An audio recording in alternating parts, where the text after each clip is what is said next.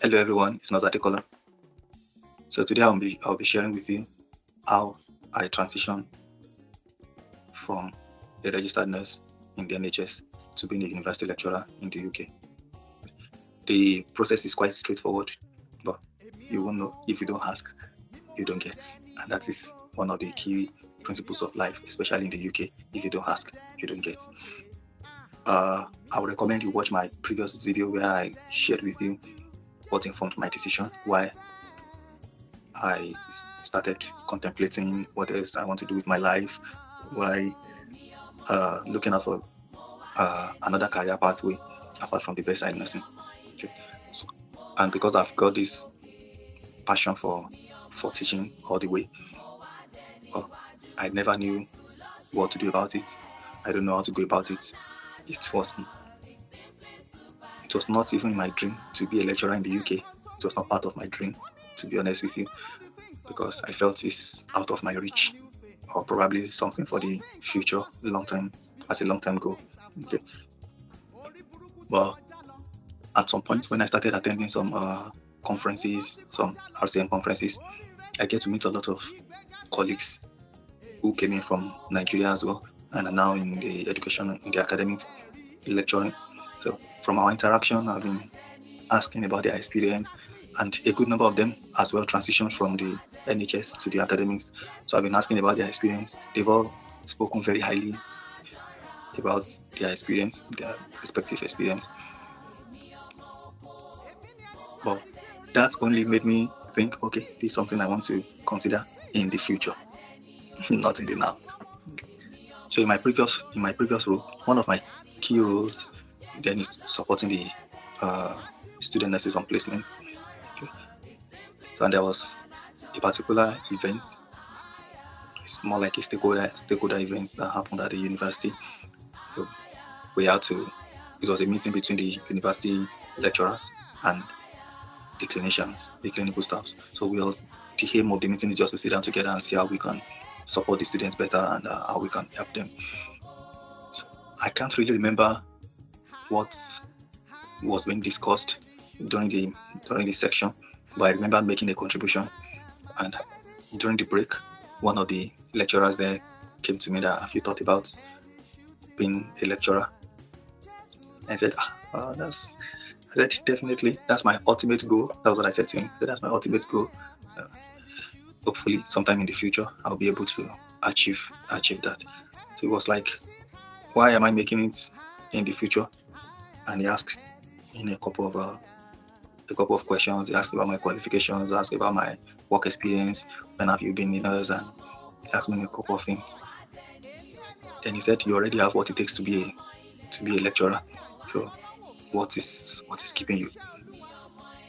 It was as if he was whining me. Okay, looks like he was teasing me because I didn't consider myself qualified. Okay.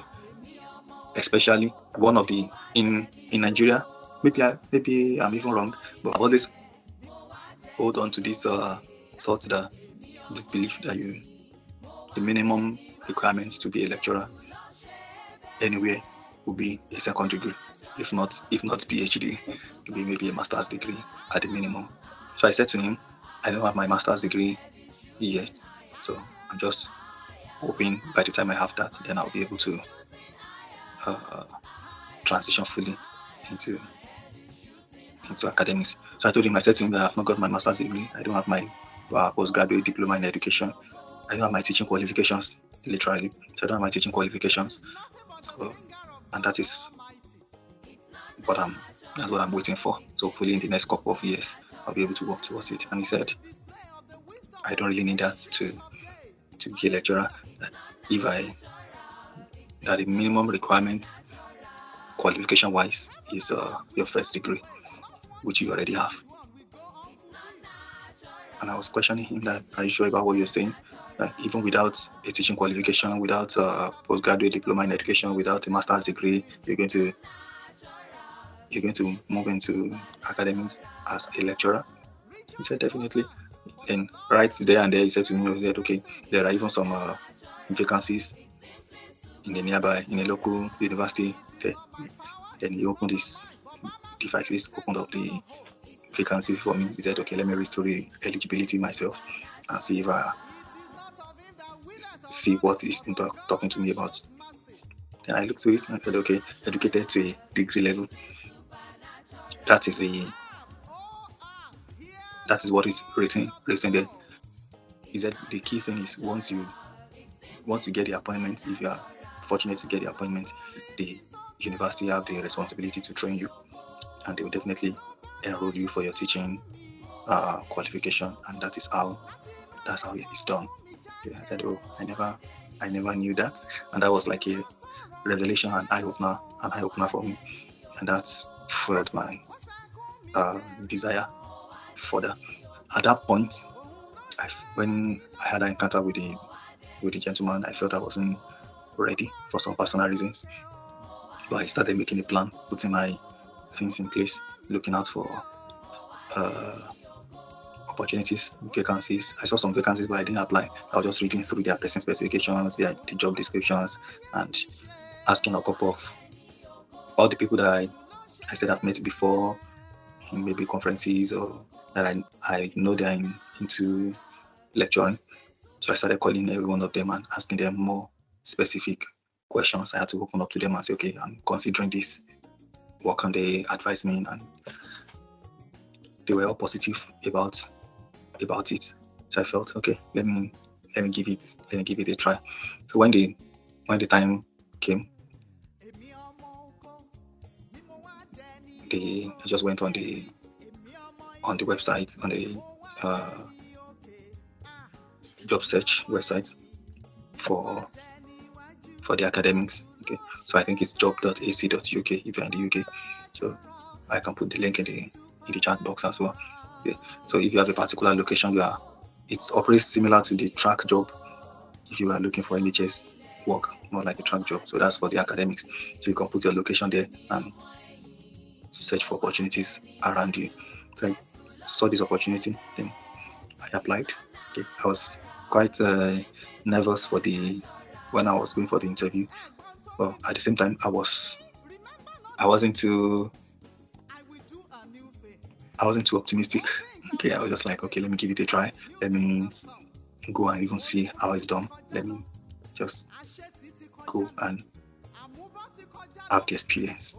Okay, let's have the experience. So when I went for the interview, I tried my best.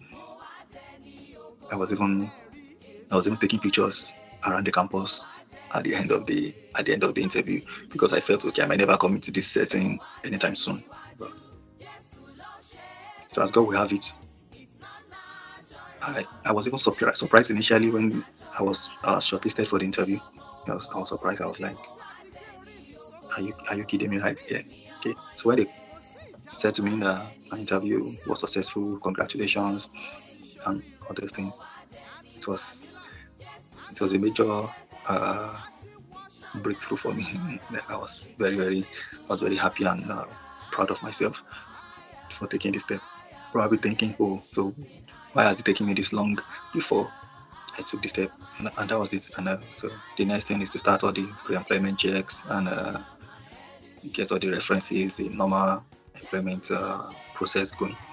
And like play, it became a reality. In a separate video, I'm going to take you along the journey, my first day as a university lecturer, and share with you my experience for the day, how the onboarding went, and that's something for you to look forward to. Okay, so thank you for joining today. If you have not subscribed, please subscribe to our channel and share this with anyone that will find it helpful. Yes, share with them. So before I go, I'm going to leave you with this quote: a dream written down with a date becomes a goal.